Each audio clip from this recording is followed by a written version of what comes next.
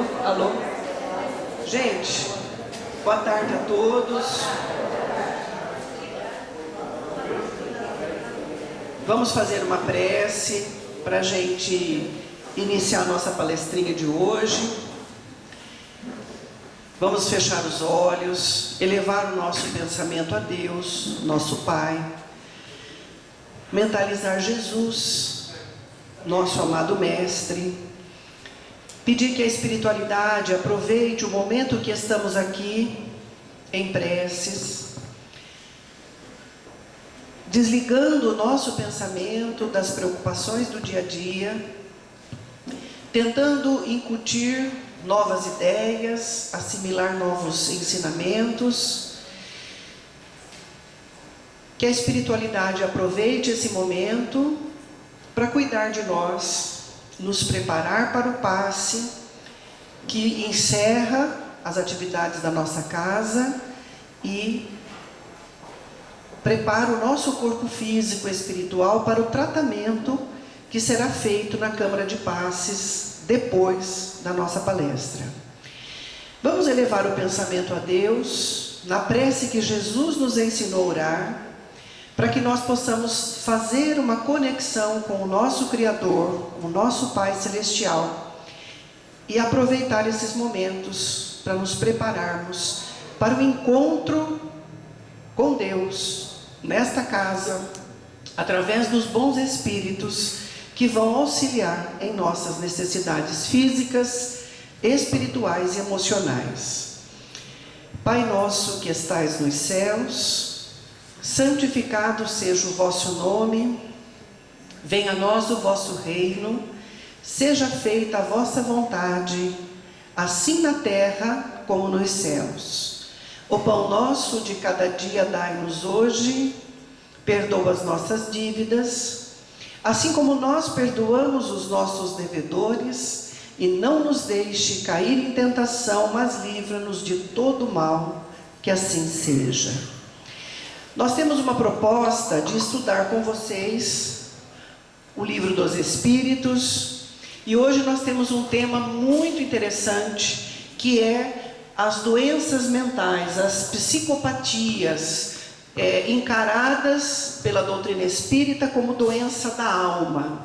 Então nós vamos tirar a palestra de hoje das questões 361 até 378 do Livro dos Espíritos, que fala sobre a influência do organismo, as doenças mentais e as faculdades, os dons do nosso espírito. Vamos primeiro fazer um questionamento.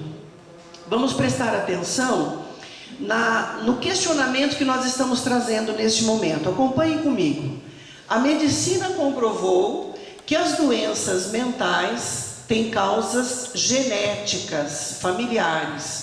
Portanto, são de origem física, orgânicas, e que podem ser desencadeadas por fatores ambientais, estresse psicológico intenso, ou emocionais, a maneira como o indivíduo encara as dificuldades da vida.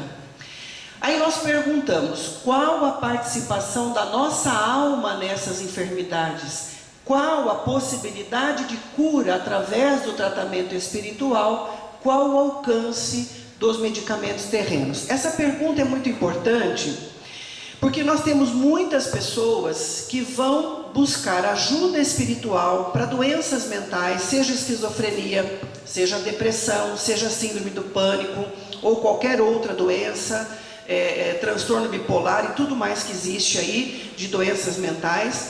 Muitas pessoas buscam exclusivamente o tratamento espiritual.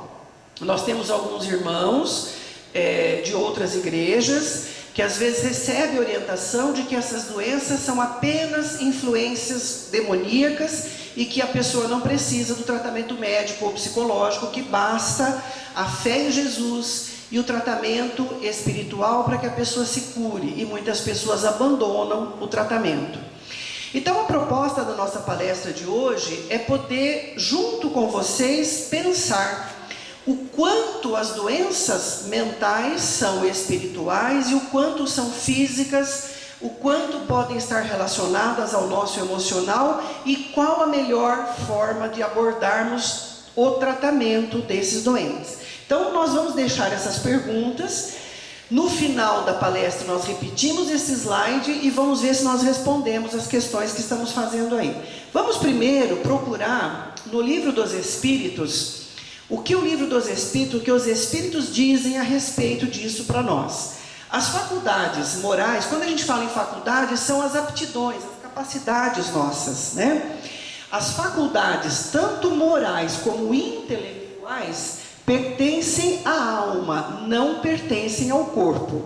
Uma pessoa pode ser de má índole, pode ser uma pessoa boa, pode ser uma pessoa inteligente, menos inteligente, e isso não tem nada a ver com o corpo que ela tem, com o cérebro dela, e sim com a alma. Então, a primeira noção que nós estamos tendo aqui é que a nossa alma é o depositário de tudo o que nós aprendemos, seja espiritual, moral ou intelectual. A nossa alma é que é o depositário de tudo isso. Os homens inteligentes podem ter um comportamento mau, vicioso, porque o espírito progride em insensível marcha ascendente, para cima, mas o progresso não se efetua de modo simultâneo em todos os sentidos. Durante um período de sua existência, ele se adianta em conhecimentos, durante o outro em moralidade. Então, na questão 365 do Livro dos Espíritos, nós estamos vendo que os espíritos, a nossa alma, pode ser extremamente inteligente e usar a inteligência para o mal. Por quê? Nós temos duas asas que nos levam à evolução espiritual, que nos conduzem a Deus. Uma das asas é a inteligência, a outra asa é a asa da moral, a asa do amor. Então nós, o espírito puro, o espírito perfeito, aquele que é a imagem e semelhança do Pai, como diz no Gênesis, é aquele que tem o mais alto grau de desenvolvimento da inteligência, aliado ao mais alto grau de desenvolvimento moral. O que nós vemos na Terra? Pessoas muito inteligentes, mas pouco moralizadas, pouco éticas. E o homem muito inteligente, mas pouco amando, causa o impacto, o desastre que nós estamos vendo aí. As guerras, as fomes, misérias, toda a destruição, todo o sofrimento que nós estamos vendo. Então, o Livro dos Espíritos diz que a nossa alma tem qualidades morais e intelectuais, mas que somente os espíritos puros, Jesus como um exemplo, tem equilíbrio entre moral e inteligência. A maioria dos seres humanos tem um pouco mais de conhecimento científico, menos de moralidade, ou é muito bondoso, muito moralizado, mas pouco inteligente. E entre esses dois extremos, milhares de pessoas diferentes. Mas o importante é a gente lembrar, isso tudo está no Livro dos Espíritos, que a matéria é apenas o envoltório do espírito. Então, o nosso corpo é apenas o envoltório da nossa alma, como uma veste, uma roupa do corpo. O exercício das faculdades depende dos órgãos que lhe servem de instrumento. Então, para eu manifestar a minha inteligência, depende de órgãos do meu cérebro estarem em harmonia, em equilíbrio, para que eu possa manifestar. A grosseria da matéria enfraquece muitas vezes a manifestação das faculdades, dos dons que o espírito traz com ele. Assim como um vidro opaco dificulta a livre radiação da luz, ou como um charco, um lodo, tira a liberdade dos movimentos de uma pessoa que está mergulhada nele. Então, olha que interessante o que está dito aí. A nossa alma, ela tem uma série de potenciais em termos de inteligência e de moral. Quando estamos livres do corpo físico, quando não estamos encarnados, inseridos no corpo material como estamos agora, nós temos livre acesso a todas essas capacidades que estão guardadas na nossa mente. Quando nós assumimos um corpo físico, a matéria, ela amortece. As vibrações grosseiras da matéria amortece a expansão do nosso espírito, das suas capacidades, das suas potencialidades. E os espíritos dão um exemplo, como se a gente tivesse mergulhado no meio de um lodo e nadando no meio do lodo. Então, é pesado o movimento. Mostrando que o corpo físico, como envoltório da alma, ele, de uma certa forma, nos aprisiona, nos engaiola aqui no mundo material, e o nosso espírito tem algumas limitações na sua manifestação. Quanto mais saudável for o nosso corpo físico, mais a nossa alma pode se manifestar e colocar para fora toda a nossa luz, todo o nosso conhecimento, todo o nosso potencial. Vamos continuar raciocinando. Os cientistas fizeram uma análise do cérebro de Einstein, né? Um grande físico, muito famoso, conhecido pela maioria de nós, se não por todos. E eles observaram que Einstein tinha um cérebro muito desenvolvido justamente na área do cérebro que corresponde à área da matemática e da física. E os estudiosos chegaram à conclusão que Einstein era um grande matemático e um grande físico, porque o cérebro dele era muito desenvolvido nessas áreas. Então, esta seria a causa da sua genialidade.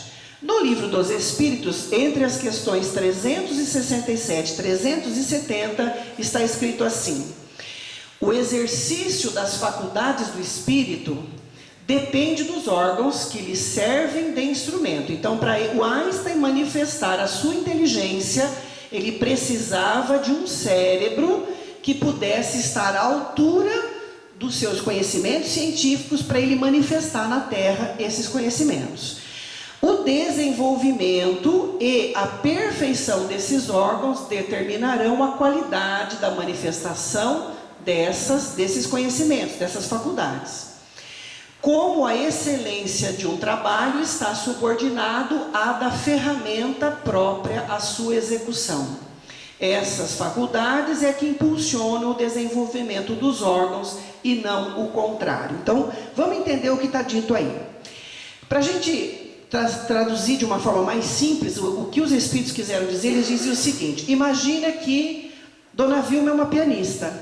Ela deu aula de piano muitos anos no conservatório. Então, eu aprendi piano quando era criança, muito pouco. Fiz uns 5 anos de piano, mas tenho algum conhecimento. Vamos supor que coloquem aqui um piano desafinado, bem desafinado, horrível. Alguém diz para vocês assim: olha, a Dona Vilma é uma excelente pianista, a doutora Elaine mais ou menos. Aí coloco o piano e eu venho aqui e toco para vocês alguma coisa, uma porcaria.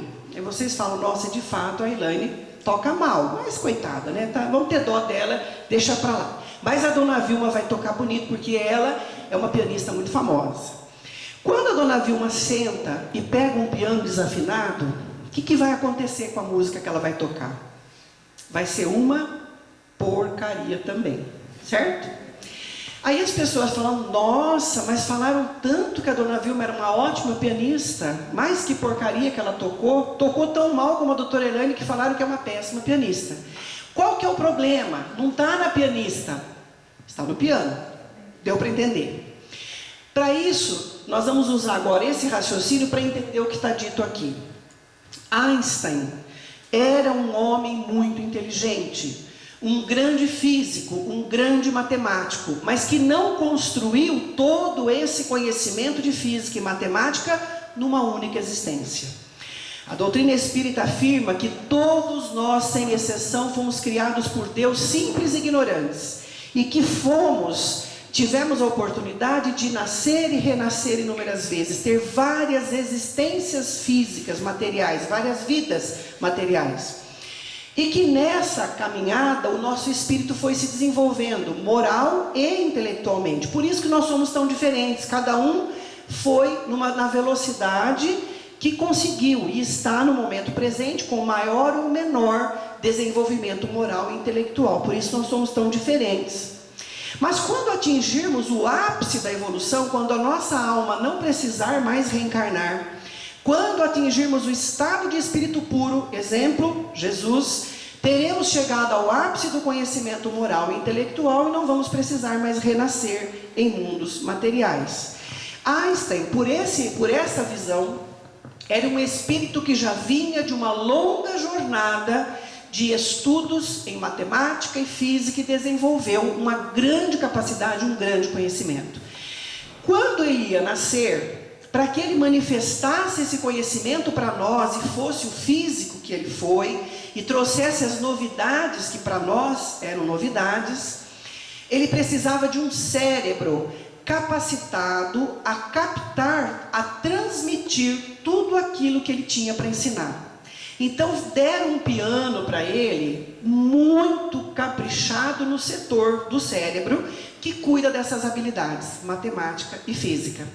Então é como se a dona Vilma viesse aqui para tocar. Olha, ela toca muito bem, então vamos pegar um excelente piano, vamos afinar o piano, deixar ele nos trinques, porque ela é uma ótima pianista. Aí ela vai apresentar a música dela de forma maravilhosa e vai encantar todos nós. Então, o que a doutrina espírita diz é isso, olha, para que o espírito manifeste a sua inteligência, a sua moral, ele precisa de órgãos em condição. O desenvolvimento e a perfeição desses órgãos é que vão permitir que ele manifeste com boa qualidade as suas faculdades morais e intelectuais, tá? Assim como para a gente fazer um bom trabalho, nós precisamos de uma ferramenta à altura. Mas o detalhe é que é justamente a presença dessa inteligência de Einstein que impulsionou o desenvolvimento do cérebro físico. Ou seja, o raciocínio que os cientistas materialistas tiveram, segundo a doutrina, estaria equivocado. Os materialistas disseram que Einstein teve sorte de ter um cérebro muito bom, por isso ele foi o gênio que foi. E nós não tivemos tanta sorte. A doutrina espírita diz que não existe sorte, existe esforço, existe comprometimento da alma. Einstein só era o grande cientista que foi porque o seu espírito desenvolveu todo esse potencial e quando encarnou, impulsionou o seu cérebro físico a desenvolver a área da matemática e da física para que ele pudesse transmitir para nós esse conhecimento. Vamos indo em frente. Quando nós falamos de reencarnação, de renascimento, é sempre importante nós lembrarmos, para quem não conhece a doutrina espírita, que nós, dentro da visão espírita, nós temos um corpo físico e um corpo espiritual. Nós percebemos que um é imagem e semelhança do outro, o corpo físico e o corpo espiritual. Isso não é novidade nem para os católicos e evangélicos, porque isso está na Bíblia. Paulo, o apóstolo, na sua primeira epístola aos Coríntios, no capítulo 15, versículo 44, ele fala da existência de um corpo celeste ou divino, de um corpo espiritual, que é o corpo que vai revestir a nossa alma lá no mundo espiritual. E é interessante a gente observar a imagem, que o nosso corpo espiritual tem a imagem e semelhança do corpo físico. Por isso que as pessoas videntes, quando enxergam os espíritos, eles enxergam os espíritos com a roupa, com a aparência que eles tinham quando eles eram vivos. Então a gente vê esse rapaz aqui, vestido com uma camisa azul, uma calça cinza.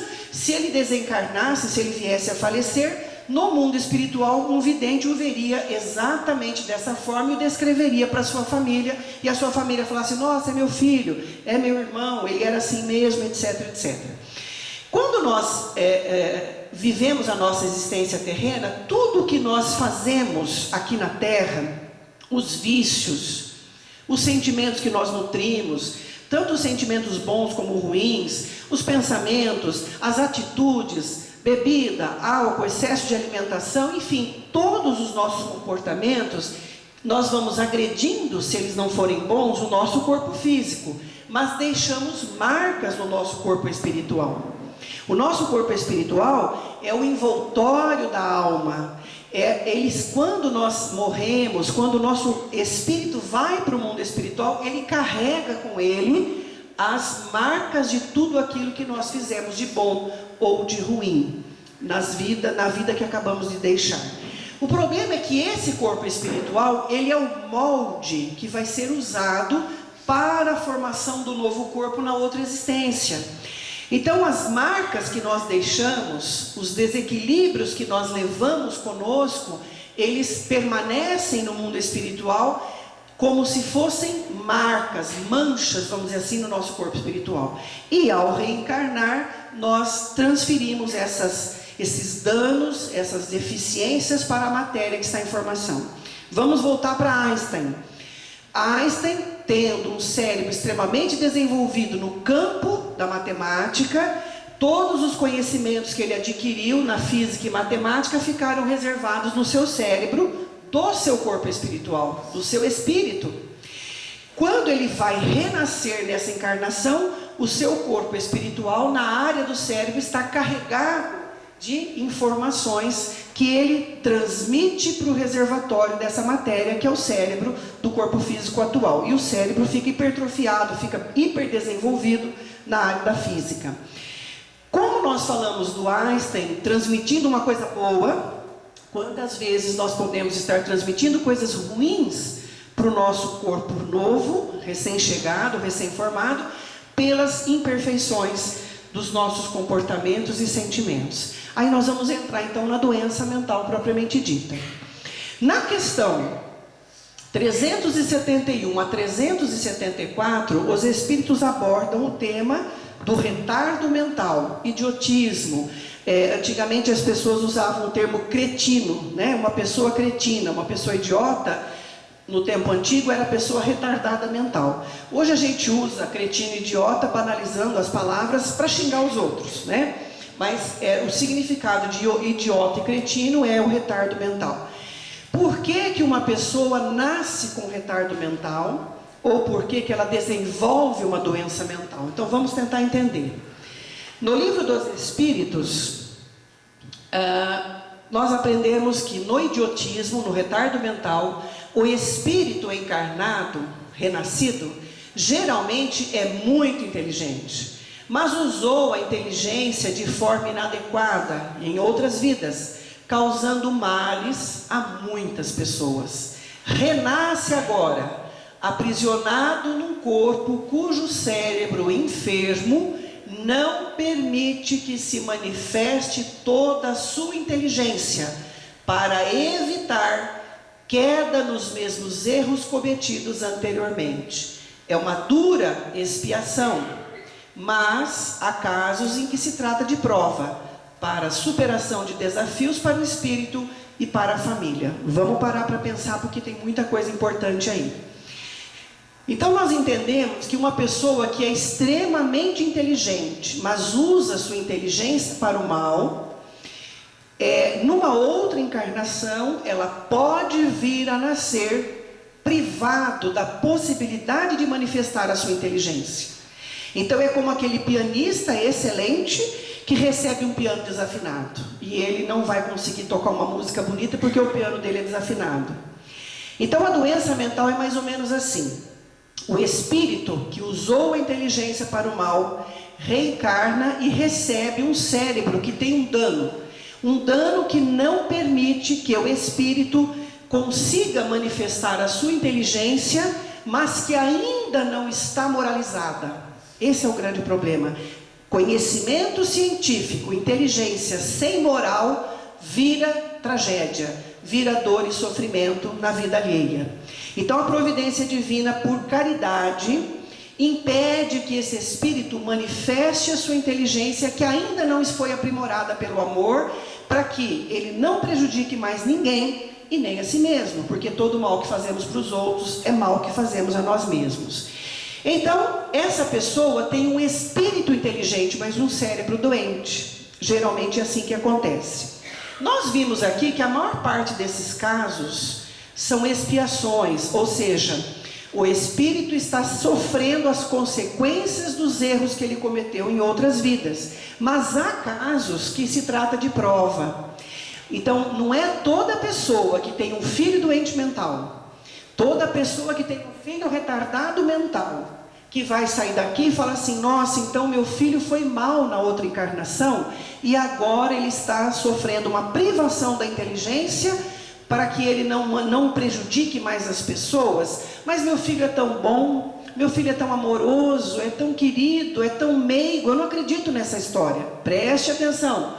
Existe também casos que são provas. O que significa isso? Significa que o espírito não é mal coisa nenhuma, mas que ele pede esta prova, porque todas as vezes que nós temos uma privação, nós desenvolvemos um potencial que estava dormindo. Por exemplo, uma pessoa que nasce cega, ela desenvolve melhor a audição, ela passa a perceber melhor os sons, ela percebe nítidas oscilações da voz de quem conversa com ela, para saber se a pessoa está feliz, está triste, está irritada, quem é, quem não é. Então a falta da visão faz com que a pessoa desenvolva a audição. Um exemplo, não sei se vocês já viram, alguém já viu aqui aqueles senhores que não têm os braços, mas que eles pintam com a boca? Vocês já receberam aqueles cartõezinhos de Natal?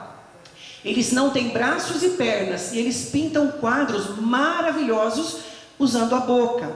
Então, são casos de pessoas que vêm com algumas privações, mas cujo objetivo é dar ao espírito a oportunidade de superar os seus próprios limites. Servir para a família que recebe esse espírito, para que ela também desenvolva resignação, paciência, compreensão, que diminua o orgulho, a vaidade, a ambição, o apego às coisas do mundo. Então, quando as pessoas têm filhos especiais, geralmente eles se tornam pais e mães especiais. A família cresce como um todo, amadurece e se desprende das coisas do mundo. Então, muitas vezes é um presente de Deus. É um presente de Deus ter um filho especial como prova, que faz com que tanto o espírito supere seus limites, como também a família supere os seus limites. Então nós temos que sempre lembrar que existem os dois casos. Há os espíritos que estão resgatando duramente o mal que fizeram, mas há também aqueles que estão por amor, ajudando no crescimento dessa família que está em torno dele. E toda a família amadurece e toda a família cresce. Qual a causa da loucura? Na loucura, qual a situação do espírito? Questão 375 do Livro dos Espíritos. A alma manifesta suas faculdades, aptidões, com o auxílio dos órgãos. Mais uma vez nós repetimos. Altere-se uma parte ou um conjunto de tais órgãos, e eis que se lhe interrompem no que destas dependam a ação ou as impressões. Se perde os olhos, fica cego. Se perde o ouvido, fica surdo. Imagina agora que seja o órgão que preside as manifestações da inteligência, o atacado ou modificado, parcial ou inteiramente.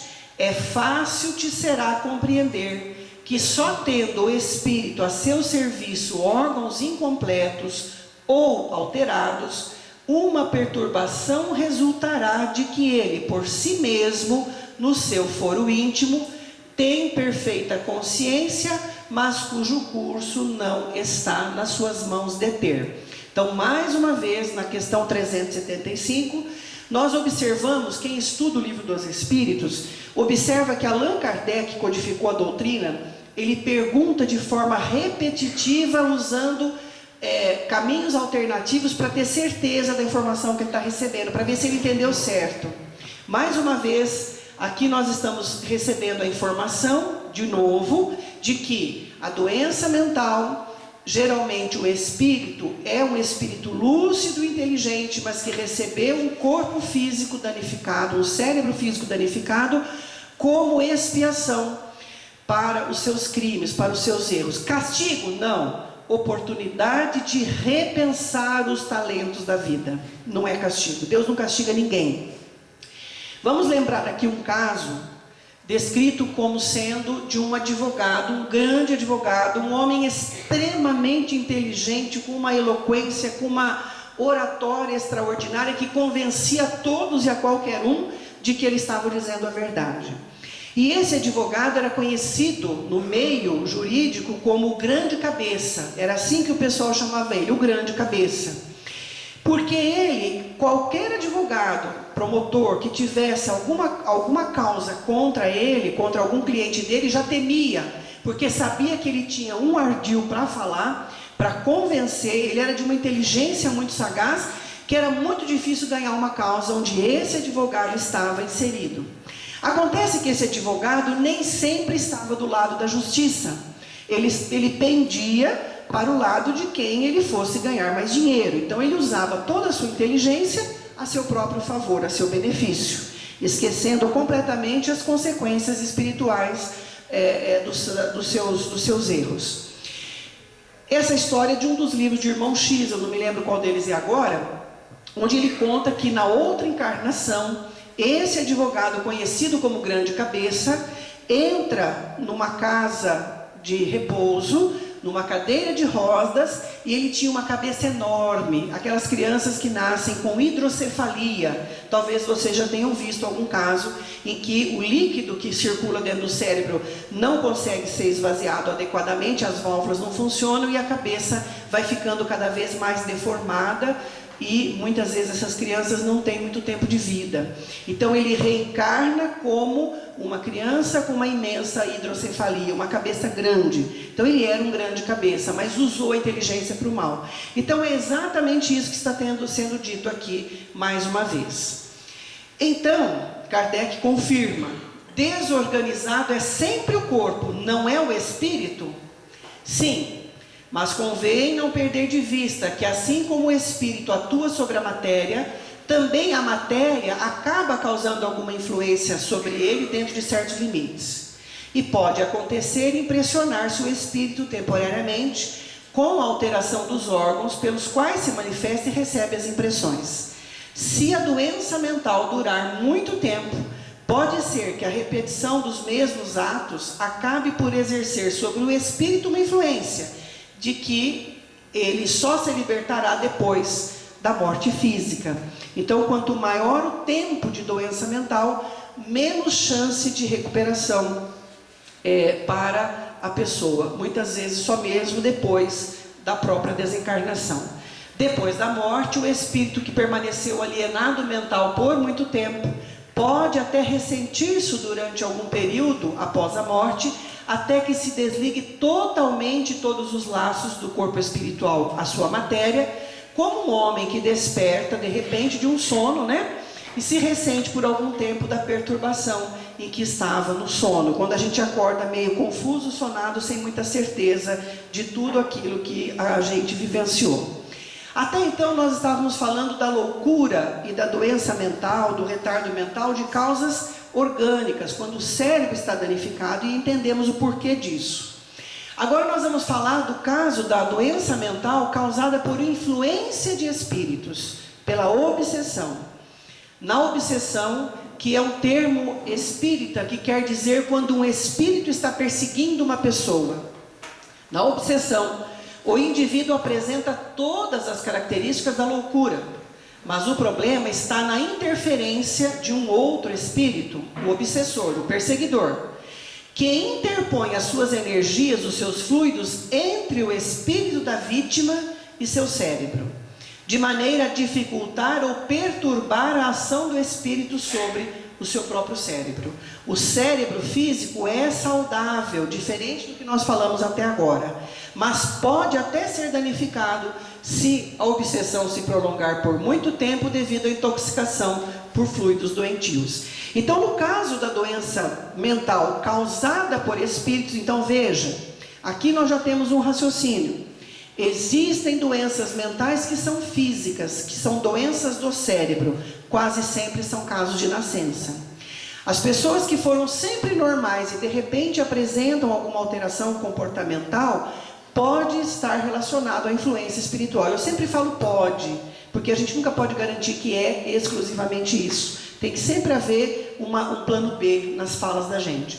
Então, no caso aqui, nós estamos vendo que a pessoa é normal, o seu cérebro é normal, mas ela está sob a influência de um espírito perturbador, de um espírito mau, que está colocando energias negativas no seu cérebro e impedindo que seu cérebro possa funcionar direitinho. E a pessoa tem todo o comportamento igual de uma pessoa que tenha doença mental.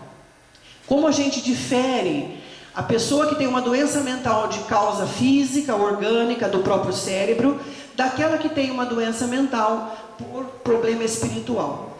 Na loucura verdadeira, orgânica, na esquizofrenia, que hoje se chama esquizofrenia, muitas vezes há casos na família de doença mental, existe uma personalidade prévia, então a pessoa já tinha um comportamento meio estranho, meio esquisito, meio esquizoide, antes de apresentar a doença, ou ela usou muito álcool, ou muitas drogas, ou teve infecções que inflamaram o seu cérebro, traumas cranianos, tumores, etc., que causam doença no cérebro de verdade, uma doença física. No caso do problema espiritual, o indivíduo sempre foi perfeitamente normal. Eu coloquei normal entre aspas, porque de perto ninguém é normal, certo? Fiquem tranquilos, ninguém é normal de perto, mas faz de conta que é. Então, na obsessão, o indivíduo era normal, de repente ele fica doente. De repente ele passa a ouvir voz, ele passa a ver vultos, ele passa a ficar agitado, agressivo, mas ele mantém o juízo crítico perfeito entre as crises. Ou seja, a pessoa diz assim: eu sei perfeitamente que vinha na minha cabeça essas vozes, vêm os pensamentos, mas eu não consigo impedir, eu não consigo controlar, e quando eu vejo, eu estou fazendo aquilo que me mandam fazer, porque é como se eu tivesse subjugado. Eu não tenho vontade própria, eu sou obrigado a fazer aquilo que eu não quero. Então a pessoa sabe que o que ela está fazendo é inadequado, ela percebe nitidamente que há uma influência externa, mas ela não tem domínio sobre isso. Mais comumente se trata de processo de obsessão, de espiritual. A pessoa relata a impossibilidade de reagir à influência externa que provém do obsessor. Com muita frequência essa pessoa tem pesadelos, porque durante o sono físico, o espírito que a persegue espera quando o espírito dela sai do corpo para poder perpetrar o seu processo. Mas grande parte das vezes, diferenciar uma coisa da outra não é tão fácil, porque muitas vezes as duas coisas estão juntas. A pessoa tem já uma predisposição do cérebro que já traz algum dano, alguma dificuldade, e sofre o processo de obsessão. Vamos lembrar que as pessoas que passam por essas situações, não todas, sempre é bom lembrar, mas boa parte delas são espíritos, que em outras encarnações trouxeram danos e prejuízos a muitas pessoas, usando mal a sua inteligência, né? Então eles trazem o dano cerebral leve, ou moderado, ou grave, dependendo da sua necessidade, e os espíritos que foram prejudicados batem a sua porta agora para serem por ele mesmo resgatados. E com a ajuda dos amigos, dos familiares, das igrejas, dos religiosos, todo mundo se une para libertar essas pessoas. Aqui de novo a gente colocou a imagem. E aí a pergunta que nós fizemos no começo. A medicina comprovou que as doenças mentais têm causas genéticas, ou seja, a medicina provou que as doenças mentais, pânico, depressão, ansiedade, transtorno bipolar, esquizofrenia, todas elas têm um substrato físico, ou seja, o cérebro nasce já com algum defeitinho, alguma predisposição que pode vir apresentar ou não aquela enfermidade, dependendo da vida que a pessoa viva. Ou seja, a medicina está falando exatamente o que o Espiritismo vem falando desde 1857. A alma, ao reencarnar, ela traz consigo as pequenas manchas no seu cérebro, no caso da doença mental, fruto dos desequilíbrios que ela promoveu na sua mente em outras vidas, quando agiu no mal usando a sua inteligência para o mal. Então o cérebro do corpo espiritual vem com algum defeitinho, imprime esse defeitinho na matéria, e a medicina terrena descobriu e encontrou o defeitinho, está lá, até agora tudo igual.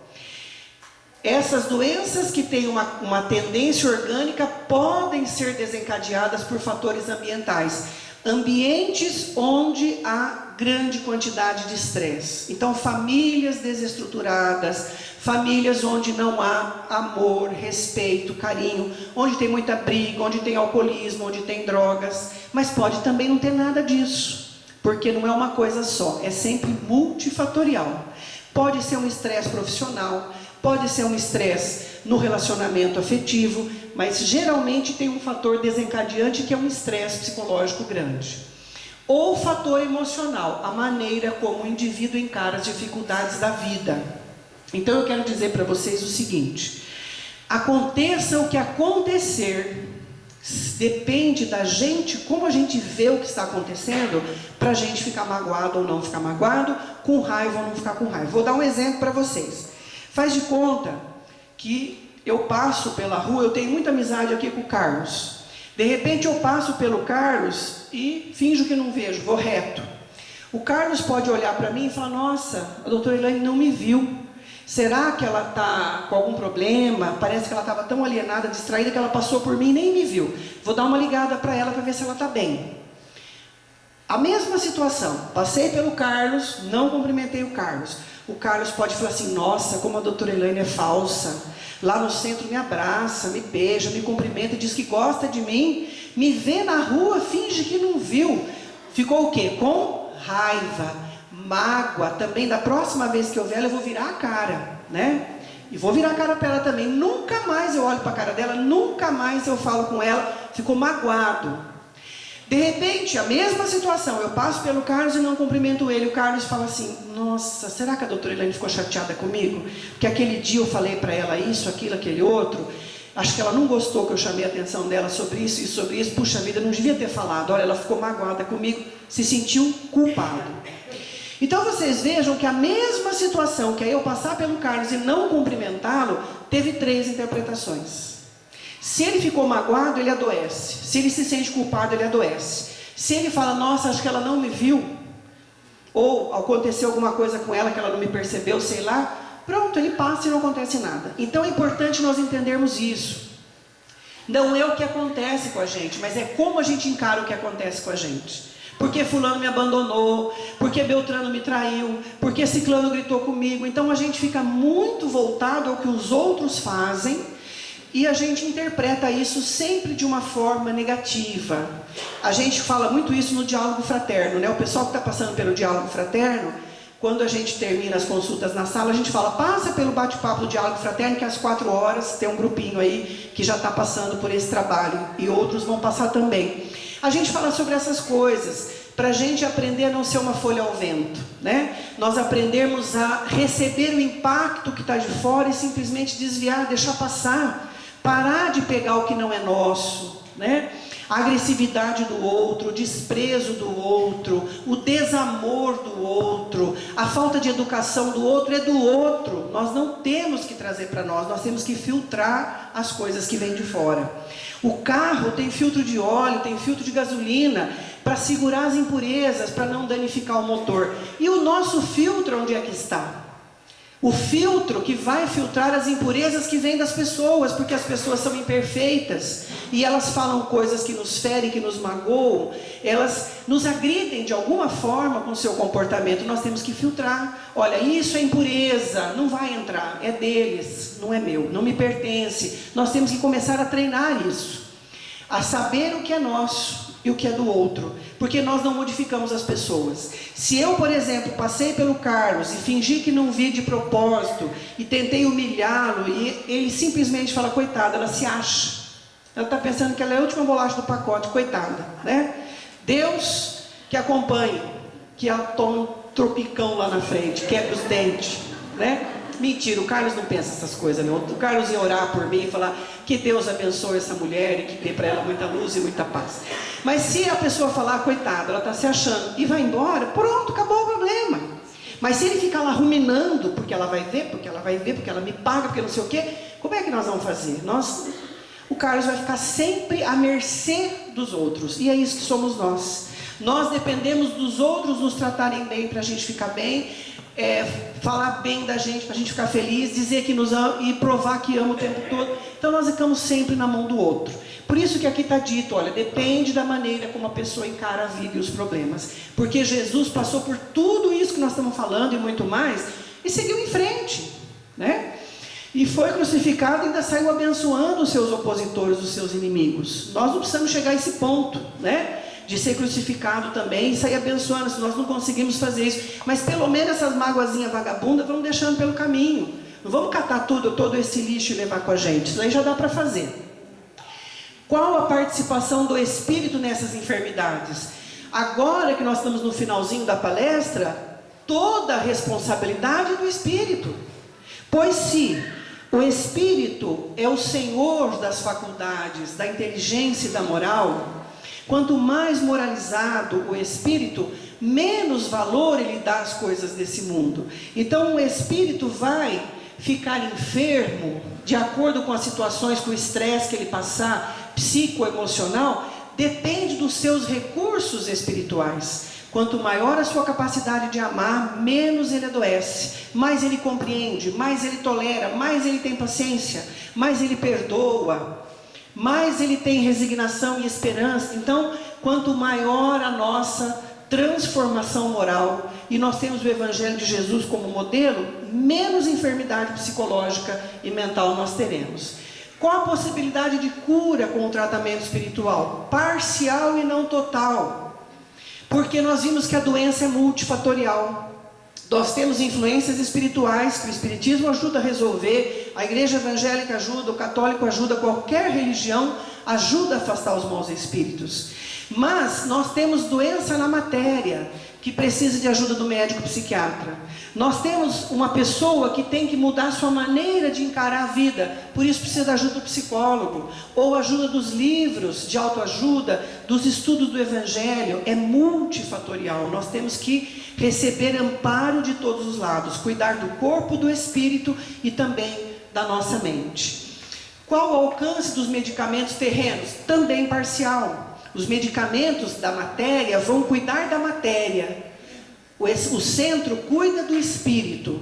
O psicólogo ou o Evangelho de Jesus cuida da nossa alma, da maneira de nós encararmos a vida. Então, é um trabalho que nós temos que fazer, né? Nós temos que manter o nosso lar saneado por orações.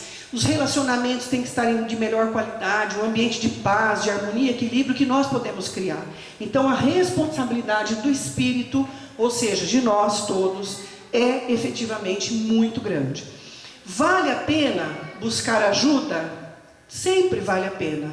Procura o tratamento médico, procura o tratamento psicológico, procura o tratamento espiritual e caminha devagarzinho até conseguir a libertação. O que a gente não pode ter pressa, porque esses danos não foram causados de uma hora para outra, eles vêm sendo causados há muito tempo em várias existências. E a gente quer pressa para resolver, mas nós temos que ter a paciência de desatar nó por nó daquilo que nós fizemos em outras existências. Já que nós estamos falando sobre isso, eu queria avisar a quem se interessar. Nós temos um curso iniciando agora no primeiro domingo de agosto, às 2 horas. Já temos um grupo formado, mas ele é aberto, sobre reforma íntima. Nós vamos justamente tocar nos temas sobre como fazer esse processo de transformação moral, né? Usando sempre a visão espírita e o Evangelho de Jesus como nosso guia, aberto a quem quiser, na Sala Lilás às 2 horas. Já está em andamento o curso básico de Espiritismo.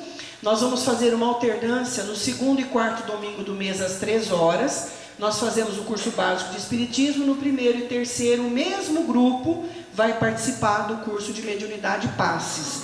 Também está aberto a quem quiser. Esses cursos são gratuitos, não precisa fazer inscrição.